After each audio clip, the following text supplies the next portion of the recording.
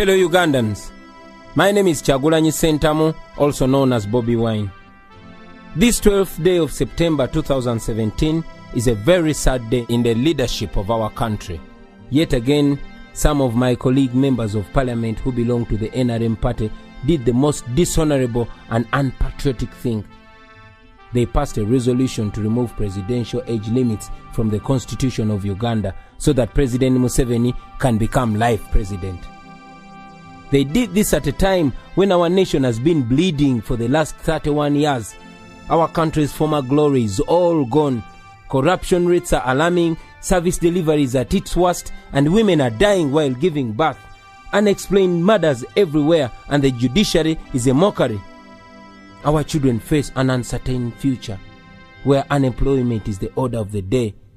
The national debt has turned us into slaves, and the gun has become the master. The one-time Pearl of Africa is now a laughing stock among nations. All our public assets have been sold, and as if it's not enough to satisfy their appetite, after selling almost all public properties, the government now wants to take people's private land. And in response to this, your elected members of parliament think the best response to this crisis and national shame is to remove age limits. Other than thinking of rescuing Uganda from this mess, they are asking that Uganda sinks even deeper. Well, my message to them is this: you are traitors. You have betrayed your country. You have sold your conscience for cheap. History will judge you very harshly. You should remember that it is your children and your children's children who will inherit this mess that you have created. You should individually reflect on what you have just done. Remember that there will be a time when you must account for this nonsense.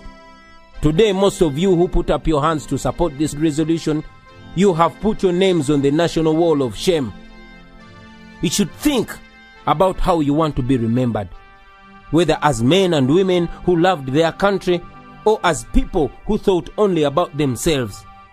You should also remember that you swore an oath to bear true allegiance to the Republic of Uganda and uphold its constitution. So by passing this resolution, you did exactly the opposite of what you sought to do.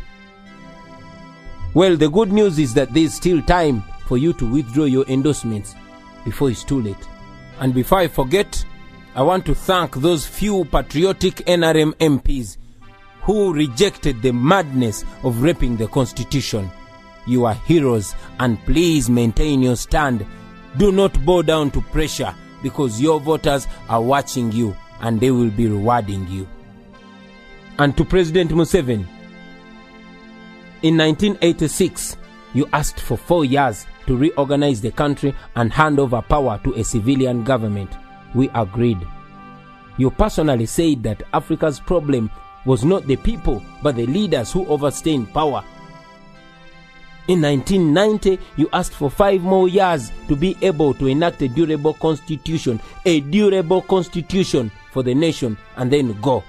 We agreed. In 1995, you asked for a new mandate under the constitution. You asked for 5 more years. We agreed. In 2001, you requested the nation to renew your mandate for the last constitutional term. We agreed. In 2005, you moved to remove presidential term limits. You told us that you wanted only 5 years to be able to consolidate your achievements. We agreed. And then in 2011, you came back. You campaigned under the Prosperity for All slogan. You promised that poverty would be history in Uganda after that term, and that you would return to Rwachitula and look after your cows. These were your words. 2016 came, and again you came back, asking for the very, very last term. Yes, in a televised address, you told the nation and you swore that you would certainly not lead beyond 75 years of age. You told us that after 75, a leader would no longer have the vigor required to run a country. You promised that your last term would be a term pledging to fight and end corruption. Well, Mr. President, you have failed us on all these promises, and our hope was that you would end your term in 2021 and give way for the nation to begin a new chapter. And if you do that, the nation will be grateful for your contribution. Mr. President, Bob Marley said, you can fool some people sometimes, but you can't fool all the people all the time. You cannot lie to a whole nation and think each time you will get away with it. As a good reader of history, you should remember that history repeats itself with leaders who thought they were wiser than their generations. Those who thought that populations were gullible and easily manipulated. Usually there comes a time when people are tired. Ugandans are tired. They have been patient with you. They have been respectful and generous with you, knowing that in 2021 a new dispensation will come. Please do not abuse our trust and patience. Come out and clearly disassociate yourself with this madness. Our children want to emulate a leader who does not lie to the country on national TV. Come out and repeat what you said on NTV's Patrick Kamara program when he asked you if you would go beyond 75 years. Not at all. Certainly not. That's what you said, Mr. President. And as the first citizen of Uganda, you should come out and inspire the nation to always be truthful to their word. Because as they say, a man is as good as his word. We cannot continue to have a president whose word we can no longer trust. Enough is enough. Now to you, my fellow Ugandans, especially the younger generation. Here in Uganda, we actually one time laughed at Zimbabwe. We laughed when Mugabe promised to roll them until God calls him. We thought it was a joke. But now, we share his sleeping and falling pictures on social media, and he and his whole country has become a laughing stock. I know you know the things I'm talking about, because most of the problems I have mentioned affect you every day. Poverty, unemployment, uncertainty, exclusion, violence at the hands of the state, and many others. We only have this one chance. No matter your tribe, no matter your religion, no matter your political affiliation or creed, poverty and these terrible conditions in our country do not discriminate. We must make the pledge that we shall not allow this amendment to pass. Article number 1 of our Constitution says all power belongs to the people. We are the people.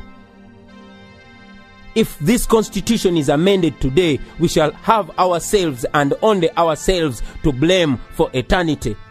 20 or even 30 years from now, President Museveni will be asking for more terms in office, and you will be perhaps on your sick bed or dead.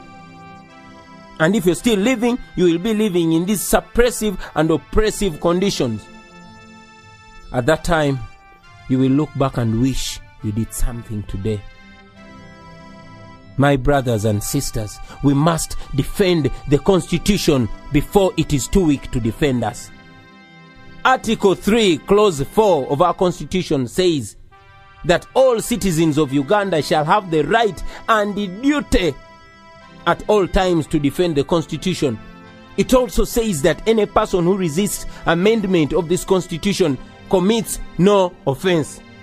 I want to call upon all leaders, from religious leaders, cultural leaders, leaders of the business community, members of civil society, leaders of educational institutions, journalists, bloggers, fellow artists, and all of you fellow Ugandans. Please don't keep quiet on this very sensitive matter on the future of our country, Uganda. As it has been said before, and now seems real in our times, that the world is suffering not because of the words of the evil people, but because of the silence of the good people. Speak up, stand up, and prevent this rape of our Constitution, or else your children in future will ask you what you did when the nation came to this point. Begin today and exercise your God-given right. Call your member of parliament, or better still, pay them a visit and demand for accountability. Stand up and speak up. Rise up before it's too late, my brothers and sisters. And if you believe the words I'm saying are true, Please translate this into your own language and into all the languages you know. Social media is available. Let us make use of this modern technology to emancipate ourselves, because the time is now. Make use of it now. Spread this word. Make sure everybody gets to know about this. Make sure everybody gets involved, because we are the country, we are the future, and the future is today. Thank you very much. For God and my country.